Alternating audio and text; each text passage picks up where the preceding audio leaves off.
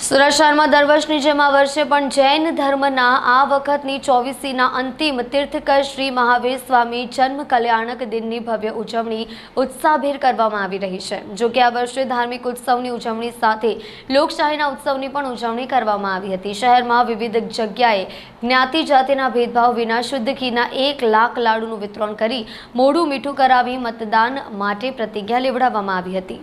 સુરત શહેરમાં દર વર્ષે શહેરના જુદા જુદા વિસ્તારમાં રહેતા જૈનો દ્વારા શ્રી મહાવીર સ્વામી જન્મ કલ્યાણક દિનની ભવ્ય ઉજવણી કરવામાં આવે છે।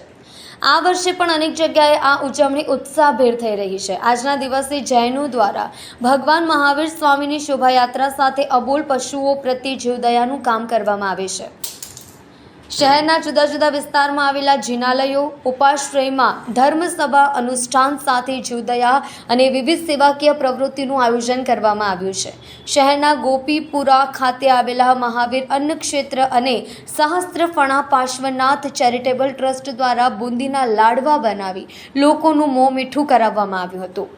આ ઉપરાંત શ્રી જૈન શ્વેતાંબર મૂર્તિ પૂજક યુવક મહાસંઘ સુરત દ્વારા સુરત શહેરમાં વિવિધ જગ્યાએ જ્ઞાતિ જાતિના ભેદભાવ વિના શુદ્ધ ઘીના 1 લાખ જેટલા લાડુ બનાવવામાં આવ્યા છે અને આ સંસ્થાના સભ્યો દ્વારા ભગવાનના જન્મદિવસની ઉજવણી માટે લોકોના મોં મીઠા કરાવવા સાથે સાથે આગામી લોકસભાની ચૂંટણીમાં વધુમાં વધુ મતદાન થાય તે માટે મતદાતા જાગૃતિ અભિયાનનો પણ પ્રારંભ કરવામાં આવ્યો હતો।